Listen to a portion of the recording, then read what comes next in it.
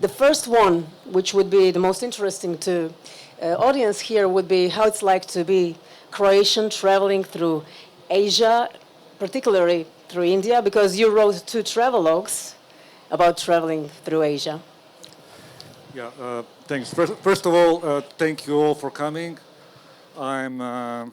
It's such a nice surprise to see so many of you here. So it's really a blessing, and I'm so happy to be here at such a grand event and such a nice festival. I wish it a great future, and I think it deserves it. As for your question, how is it for a Croatian to travel through Asia and India? I mean, it can be. I think it can be put more generally. How is it for anybody to travel around here who is not from Asia? It's different. I don't see. As first, I don't identify myself so much as Croatian. I must say, although we are here in a way to represent Croatian literature and culture and so on. But I'm not a patriot anyway. But that's a topic we can tackle. Anyway, I've been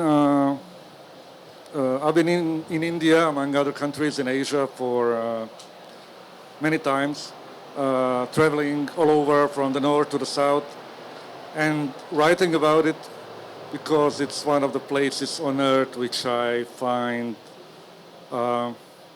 most exciting, most inspiring, and most important for what I write, not only directly as travelogue, as travel writing, but also in poetry and in my essays. It's been my lasting inspiration. I know it's an old-fashioned word, but that's what it really is, and not only a direct motive of my writing. You love to travel, and what about, I mean, you traveled a lot through India, and is there something you can share with the audience, like some kind of anecdote that you had? There's so many anecdotes, and I've been describing them in my writings and in my books. The usual image that I like to share about first coming to India and this part of the world is, since we come from the West, generally, which is that's really very general because West is also very diverse, of course. But coming to India for me, for the first time, was a kind of I felt as if a bell jar was lifted from the reality. This is what I felt. Now it's different, of course, because there are many things I didn't see. I didn't see also some brighter and maybe less bright parts of India and so on. But what I felt was that the reality in all its aspects just shone much brighter. And this is what actually instigated my writing about it, because it was an encounter with reality that I just didn't have before that. And I mean, anecdotes are so numerous. I remember once long ago, it was maybe 25 years ago, a very little boy. I still don't know if it's if I invented it, if it was real, but that's how it is, you know. It's something that I vividly remember. A very young boy approaching me it was in Pushkar in Rajasthan, and I was convinced that he was one of the beggar kids asking for a rupee or a chapati or something. But he didn't ask for anything. He was just stared at me in the middle of the crowd, and he introduced himself in a very good English, which was surprising. It was like, you know, very high British English. And he said, "My name is Krishna, and what's yours?" And I replied, and then he said, "Which part of the world is now empty without you?" And I was amazed. He was like 6 or 7 years old. What kind of question is that? And I just, you know, tried to say something. And, uh, and then he said that he is in search of truth. And that he feels that I also am in the similar search, similar quest. I said, well, yes, I think I am, but I didn't really know what to say. After that, he kept on talking about his brothers and sisters and something you would expect from a child. And then he just said goodbye and disappeared. So it's one of these incredible encounters that I had in India and that somehow marked my being here. Yeah, it seems like some kind of metaphysical meeting with a boy. Yeah, something one would invent, but it's something that, makes you ask, why would anyone invent anything with reality such as this? And it's an eternal question, of course. Yeah. Yeah. So, and it's your first time in India. It's my first time in India. And in Asia, if I'm not In wrong. Asia, yes. Yeah. I will not ask you about anecdotes, of course, because it's only It's yesterday. fresh, too fresh. We arrived. It's so fresh. To have impressions. But you have traveled quite a lot. as Yes, well. I traveled a lot through U.S. and Europe. How's that influenced your writing? My writing, traveling. Well, for me, artist in residency programs were just places where just not be at home and be so far away that I can just taste the world in different way. So maybe this would be, and that richness of different culture, of course, always is bringing some new wisdom, as the richness of knowing people inside, because my profession is psychology, so that's also very inspiring. Yeah, your name is usually related with psychology. In psychology, yeah. Because you're one of the maybe not so numerous writers who are psychologists by profession, and who are not just writers of expert books on psychology, but you are a fiction and poetry writer. So, as far as I know, both writing and psychology have been present in your life since you were very young. Could I ask what came first, or were psychology and writing somehow intertwined all the way? Well, I think first I was a writer, because as soon as I learned how to write, I started to write things. And when I could not express myself, I was writing notes. I remember clearly writing one note to my father, for example. So writing was always some kind of my escape, and also the way to know myself better. And then in high school, I realized there is psychology too. And when I was in high school, also war in Croatia started, and I just wanted to understand how it's possible that we humans are so crazy. So I was thinking about studying psychology to realize that, but I have some answers. But it's more clear now, but it's still out of, a common reason to make any good conclusions. Yeah, what's interesting for me, and I'd like to know how you deal with the, let's say, discrepancy between the way psychology studied at faculty. We studied at the same university, and I even had some thoughts about studying psychology at first, but then I realized that the approach to psychology there is strictly scientific, experimental, with psychometry and all this stuff, statistics and so on. So how do you find a way to reconcile this strictly scientific approach with art, prose, fiction, poetry, or it's just not a matter of reconciling them, it's just something that you keep apart and you keep some other insights of psychology and perhaps build it into what you write? Well, yeah, I was studying experimental psychology, basically, and that has nothing to do with healing processes. And after I studied psychology, I was somehow disappointed what I learned there. It had nothing to do much with true connection with people. So I was then exploring esoteric fields. I was exploring chakras, auras, out-of-body experiences when I was in my 20s. It was really interesting, but it was also a big fraud in a way.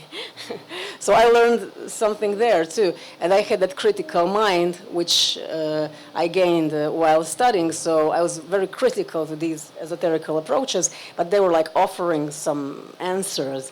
And then as I got really disappointed there, I went into the field of psychotherapy, where I did find true healing, although I have to admit that, in my opinion, body-oriented psychotherapy offers really true healing in the end. And talkative psychotherapy can be healing, and it is a healing fiction approach.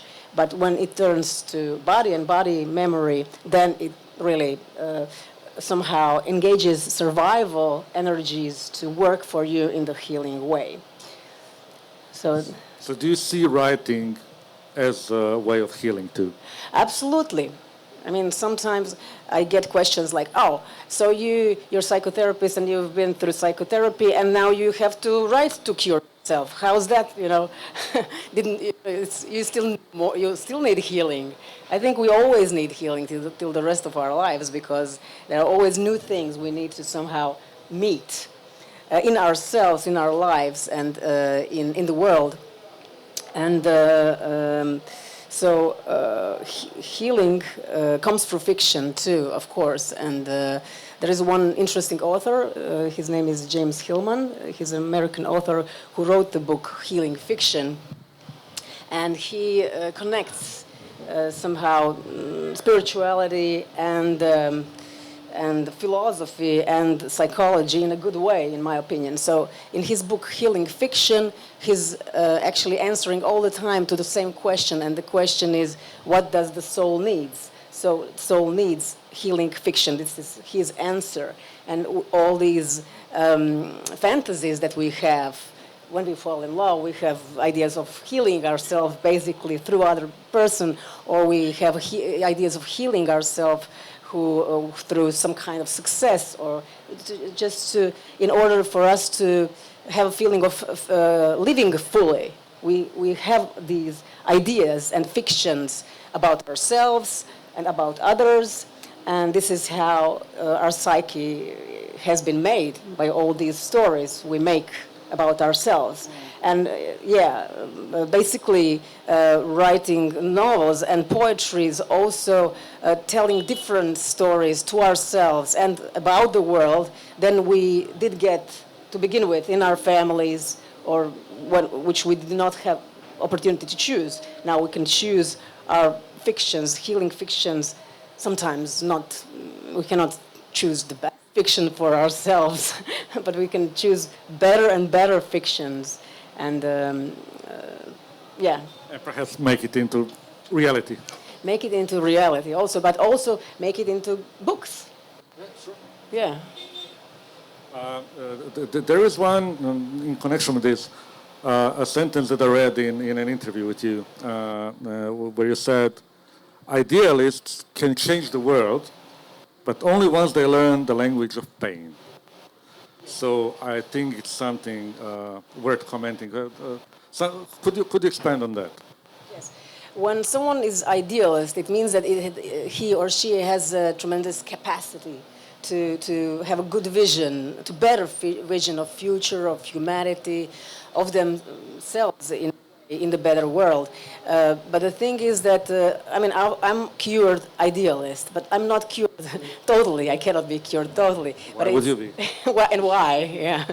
And the thing is that if we do not acknowledge our pain, and if we do not, if we're not sensitive when someone does hurt us, then we override it, we just go over, and we do not have the true defense system to survive, basically. Idealists can just, easily get injured and become very weak in the end, and then they're in the feeling, oh, I was so good, I wanted such a good things for this world, and this is how I end, you know. So the thing is that pain is something, and vulnerability in general is something that we need. It's the contact with our vulnerability is something that we need in order to see reality clearly, because then I can, for example, see if Dinko was telling me something nasty about me, I would feel it. But if I don't feel it, and he does say something nasty about me, oh, I will be out of my presence, and maybe I will not notice, will not say anything, and it will go on. And then later, I'll feel pain, and I won't be able to recognize why. And then I'm gonna, in 3 days, oh, Dinko said that nasty thing about me. But the thing is that if we are in a good contact with ourselves, including our pain, then we know very well when someone is hurting us. We can see clearly. Other words, this pain which stays is blurring our perception, and we cannot see reality, and we cannot act in reality as it is. Do you think that this commonplace search for happiness is also something, both in life and in literature, is something that actually often prevents us from dealing with the pain that you talk about and from dealing with reality? Yes, of course. We are bombed with some kind of advices which do not function, like you should do this or that, and then you're going to be happy, and then we get disappointed, and we think there's something wrong with me because it doesn't work, and that authority said, well, it will work. So, and yes, and that's the way that people sell many books, and we buy many books, and actually we do not heal. And so search for happiness, I think it would be much, much better to search for wholeness or fulfillment. And then that it includes, of course, all the things we do not want to accept about ourselves because they're hard to face. There is even a French author wrote a book about this so-called terror of happiness. Terror of happiness. Terror of happiness, yeah, which is omnipresent, and it's even kind of imperative. Okay. And we might ask ourselves, but why should we be? Are we here to be happy? Are we here to be happy? Nothing bad about being happy, of course. Yeah. But is that really the goal? Yeah. It's impossible, actually, how to be happy when you see in the news that so many people are suffering. It's very insensitive to be happy. You know, oh, I will be happy, I will be above this. So I'm insensitive. I am not, there's no empathy in this. Yeah. May I ask you one question? Yeah. It's a psychological question. Well, let's see. About your books of poetry, the last one and the one that you wrote before. So the one that you wrote before, the last one is called Sufficient Reasons, and the last one is Book of Visits. And it's a poetry collection. They're written in different ways, but what is interesting to me as a psychologist is that the last one is somehow, for me, much brighter and much more meditative, and with this interconnection with places that you visit. Mean the last one? The last one, yeah. Yeah. And the Sufficient Reasons is more introspective, more into yourself, and there is also more meeting of these dark places and maybe try to transform them in something else through writing. So am I right here, and how did this change? Actually, it's very interesting how the form somehow dictates the content. Mm-hmm. That's what happened to me. Because the last book I wrote was what I call poetry in prose, or prose poems, which is a form that I recently enjoy very much. And the previous book that you mentioned is so-called pure lyrics. So even sometimes rhymed, which is nowadays so old-fashioned, I know. But I still like to play with it. And by turning to poetry in prose, something happened just because of the form. Not only because of my intention to deal with something else, or to expand upon something, or to get out of myself into somewhere else. But yeah, and that's really that just came by the way, and I was really surprised by it. So, but maybe something more important in the last book, in the book of visits that you mentioned, is what I consciously tried to do, and that was why is it called the book of visits? Because I'm not me, but what I call the lyrical subject. It's not a term that I really like, but okay, let's use it. It's you. Yeah, so this subject is trying to visit various beings and places and phenomena and so on in such a way that he or she or they doesn't impose him or herself onto those beings. In other words, I'm trying to be a guest. I'm trying not to conquer, not to grasp, because to conceive or to understand. Or in English, we have this verb grasp, which is very significant. It means to understand, but at the same time, to grab, to conquer, to be somehow above it, to be somebody who understands it, but also wants to be almost an owner of that. That was what I tried to achieve, perhaps in a way similar to old haiku poets who were not even present in their own poems. This is what I wanted to achieve, not to be present as a self, any self. Or if there were any self, I was trying to play even with genders, which you might notice. So it was confusing for some readers because I'm a male and female there. Not I myself, but the subject. So that was what I tried to do, and it went on from small creatures all the way to some imaginary beings, spirits, and Okay. whatever. So I had an impression actually that this meeting of you as a lyrical subject and these places, beings, that connection is that new reality that becomes a poem.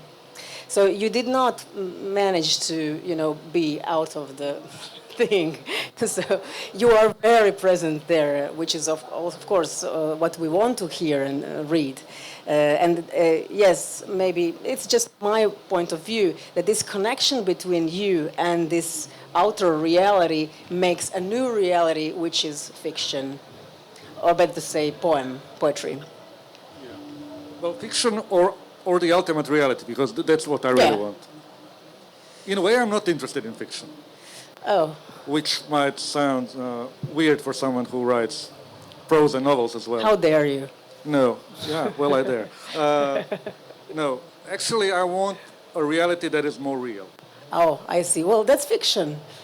But that's maybe one of the definitions of fiction. Yeah, yeah, Okay. yeah, that's true. By trying to get beyond, or by trying to invent it, you get back to dialectically to reality that is even more realistic. That's what happens, I guess. Yeah. Yes, you try to avoid it, but you can't. Yeah. Well, I'm doing my best. Well, now that we are talking about some particular works of ours, I read your last novel, which we could translate into English as The Silenced Tongue. Tongue. Silenced tongue. Not silent, but silenced. Silenced. Yeah, which is important for everything that happens in In the the novel. And there you speak through, I would say, three destinies of three women in three historical periods. I'd say you speak basically of feminine strength that has been suppressed, as we know. Even today, even the first female character that you deal with lived at the beginning of the 20th century, somewhere like that, in the 20s, right? And then later on in the 70s and all the way up to modern woman, modern female character.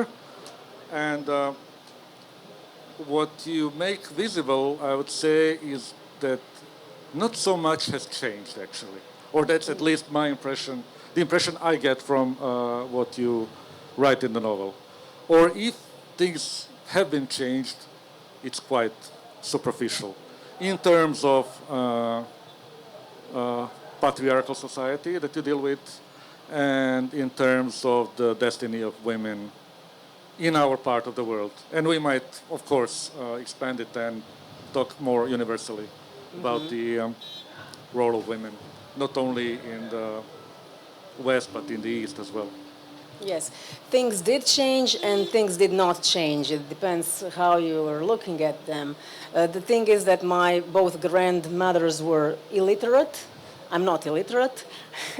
And my both grandmothers did not know how to swim, and I dive. So things did change. Which is an important point because they lived by the sea. They lived by the sea, yes. So you're dead if you don't know how to swim and you fall into the sea. So things did change a lot, but still this transgenerational heritage that we carry within ourselves, which go through families and families, is much harder to change, which I know as a psychologist, because the way men were treating women and the rights women had or did not have and now have, I mean, this is still present in society in Croatia, but this is a children's tale. I mean, compared to things that were happening in India here when it comes to women's rights. So, and still, I think that there is a need to talk about it because we still lack some kind of feeling of equality, that we're equal. And especially, I am in my novel, which has some kind of magical realism point of view, I would say. In there, woman's libido has tremendous powers because it was so powerless through generations. And that's the part when everything becomes subreal in a way. And yeah, I think it has to be said in the way which is connecting with people in some kind of way that they can truly feel. And for me, it is a poetic writing. My fiction has very poetic sound in it. And in this novel, magical realism somehow flooded the words, which is a new thing, I would say, for me, because it was present in fragments in a way, but not in this way. Yeah, it reminds me of quite Milorad Pavić, don't know. Have you Who? Milorad Pavić. Milorad Pavić. Yeah. Yes. Quite a famous Serbian prose writer. I think he's been translated into many languages, even I think even in India. So Hazardski rečnik, Hazard Dictionary. Yeah. So I see some traces, at least in the style, but not only style. It's the mood. It's the mood of it. It's the mood. Well, thank you. That's a big compliment. My impression, yeah. Anyway, yeah. In connection to this, at least in the East, in the West, sorry. I don't know if you share this impression, but there seemed to have been an illusion after the famous '68 and the revolution that was there, which was also a sexual revolution. And it seems that that part of the world was somehow lulled into an illusion that we did the job. Not only politically. Politically, we obviously didn't, which is now very, very obvious all over the world. But it's in these terms of sexual emancipation and liberation, especially of women. It's somehow there was an illusion that this kind of job was not maybe done, but the fundamentals were there. We now know what we want, and we are very close to achieve it. How close are we now to achieve this kind of liberation Yeah, I think that movement was in the West? Yeah, in the And West. we are talking Yeah, about sure. Croatian perspective, so yeah. Okay. We are supposed to be part of the West. Yes. So I think that was a very important time when women did, I mean, and sexuality in general did get some kind of voice. But at the same time, that revolution has been labeled as, too much. There are no boundaries, and who knows what's happening, and that's also not nice, and it's not something that is pleasant to hear or see when someone is too sexual or too open. So it's all about boundaries. What does it mean to be too open? Too open. Yeah. Well, the thing is that it was a very good thing that happened because it was so suppressed. Then it emerged out, and then boundaries needs to be questioned, and what's good and what's bad about it.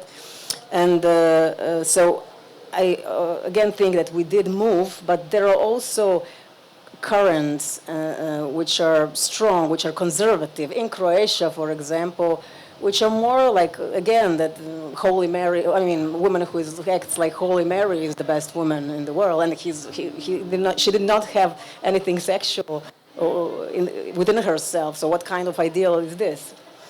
So we did, and we did not move. Yeah. Still a lot of things to be done. Still, yes, right? Definitely. Especially with the backlash that we have right Yes. now. Yes. So I know that you've been translating many of men writers and really famous ones like Borges and Mario Vargas Llosa and Cortázar. And have you been translating female writers? And yeah, sure, because you translated over 100 books. So I was wondering how it's like to get into this connection. Do you fall in love in some writings? Or you hate and you do argue with writers? I fall in and fall out of love all the time. But of course, when you translate someone, be it male or female, you spend a lot of time with the author. Okay. Especially if it's a novel, it's months. So at one point you come to hate the person and to argue if you like, and to find faults even in the best authors, because you discover all the tricks, all the bluffs, all the things that even the best authors have. Then sometimes you laugh at it. It's interesting. So it's like a small marriage with a definite duration. You know it will end, but it is a kind of. So you've been married to many men and women. Well, I had so many marriages. Yeah, and I've been divorced 400 times. But it's what they call serial monogamous. That's what I am as a translator. But I would actually, I like to compare literary translations to acting. Oh, okay. Actually, what you do is you act. Okay. Because I you see. have to become somebody else. Yes. Our Polish colleagues were tackling a bit the topic of translation too, and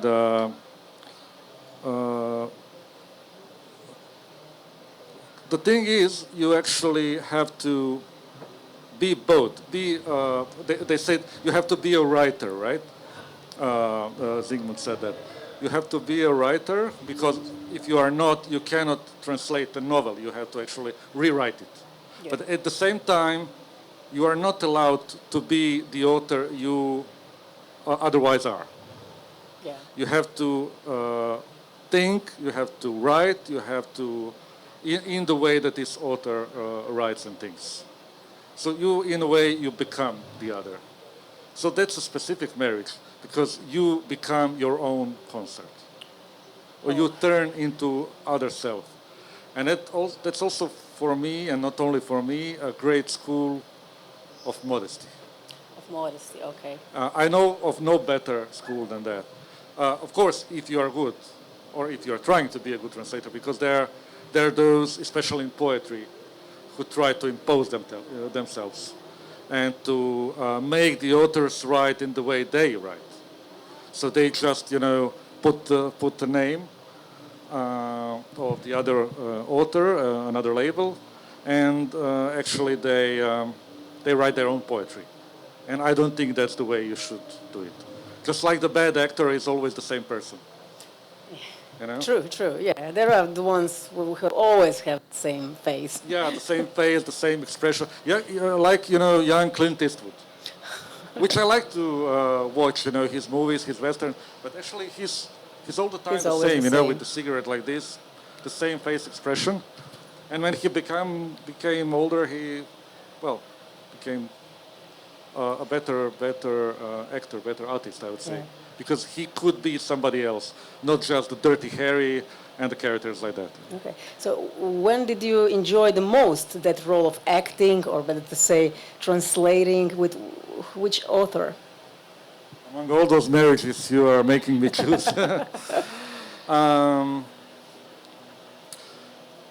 Well, a couple of them, a lot of poetry, but let's stick to novels perhaps.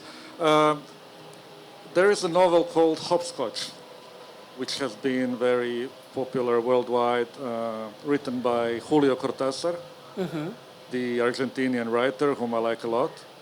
And, well, that was really a playground for me. I mean, it's in the title itself. You know what hopscotch is, stepping from, you have 9 fields and then you have to reach the end, which is the sky. It's a great metaphor, and so, but it's a very playful novel. I really enjoyed that, and one of the first I translated from Spanish, so it was also an adventure too. Okay. And another one which is also quite known in this part of the world, I believe, is Walden, or Life in the Woods by Henry David Thoreau, or Tarot, however you translate him. Which was nice for me because at that period of my life I tried to live as the author who wrote about a certain way of living. So I was living in the woods in quite a similar way, but I had electricity, which was quite an important difference. But, I was, and that was kind of acting, I was him, or I was imagining myself to be him at the time. And which was, since it's quite a book, so it lasted for quite a long time. Okay. Yeah. And when it comes to translation, what about authors? What about translating Croatian authors into these languages here in India? And what about Indian authors in Croatia? Can you tell us something about this? Well, before we came here, I checked a bit, I investigated a bit, and I found out that actually there is nothing in Indian languages. And some things have been published in English long ago, some classics that can be found, but unfortunately still in Indian language we don't have any Croatian authors. So that's a job to be done. Yes. Yeah. It's not easy, of course, because it's a so-called small language. It's not easy to find even somebody who speaks it, let alone someone who is able to translate very complex and not always very new and modern works. So we can hope that it happens. Do we have some time left? Yep. Yeah, just for us. Just one more question? Yeah. I wanted to ask you about the workshops that you do.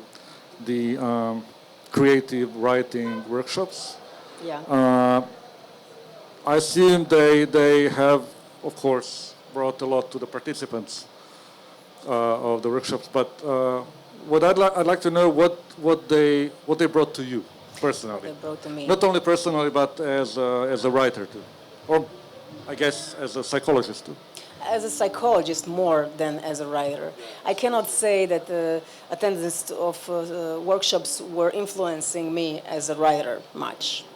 But I definitely had to evolve as a psychologist to be able to go through obstacles of people and to face them with their own shame, vulnerability, or inner criticism, to go through these blockages that somehow stop writing. So I had to, become better and better in this, including also recognizing the strengths in somebody. Some people think that they can write, that they should write in this or that way because they like to read these books that are written in a certain way. But the thing is that we can write in the way we can write, and that's it. So my main somehow advice is you write the way you can write, and then we start to try to find the way a person can write, and that's the foundation of any growth in better and better writing. And all the ideas about how we should write is something wrong, basically. And this is also the thing is the one term in Gestalt psychotherapy, it's like paradoxical theory of change. So if you accept you yourself as you are, then that's the foundation of change. But if you do not self as you are, you will not grow. And that's also with writing. So you start with how you can write, not how you would like to write. And that's the foundation, and then I somehow support the strengths. And that's the way I had to learn to change through running this workshop. Okay, questions or? So now, first of all, thank you, ma'am and sir, for your engaging and enlightening conversation, exploring connection of individual with the real and providing a fresh perspective on fiction. But now we are open to questions. So anybody, if you are interested in pitching a question or weighing in with your queries, feel free. Okay, sir.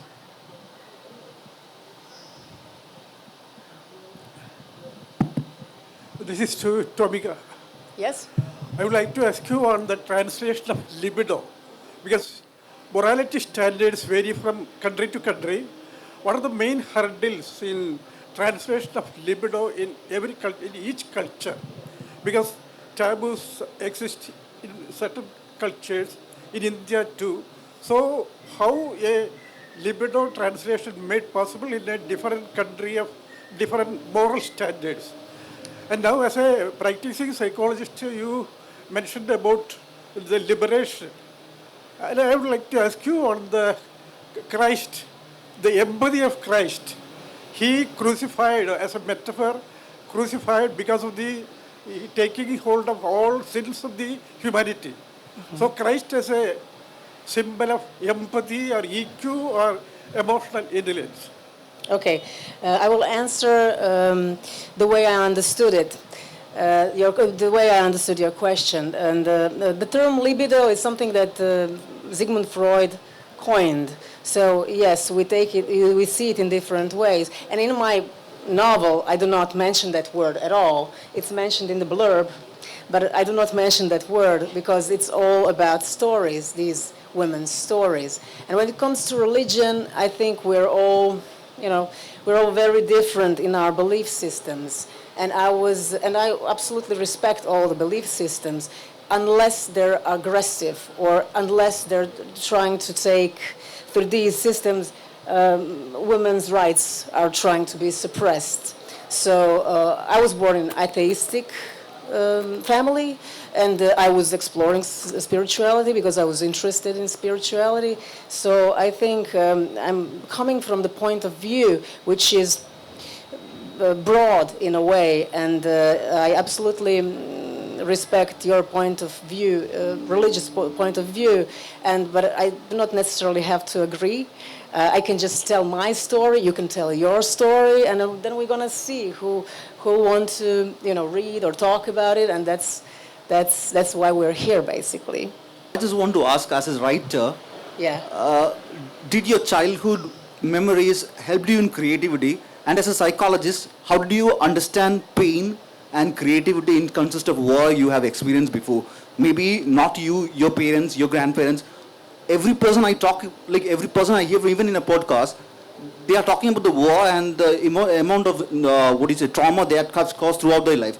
So, as a point of a writer, like, did that affect you as a writer as well? Of course, yeah, true. Can you Totally. did that help you in creativity? Well, I can't see that these traumas helped me, but I did manage to write a novel, which I cannot say that it's the only story. The war story is the only one. It's one of the three main stories in my previous novel, which is called The Room at the Bottom of the Sea. So I write directly about my war experiences, and I try to be the most authentic that I could. It did not enhance my creativity. I don't think so.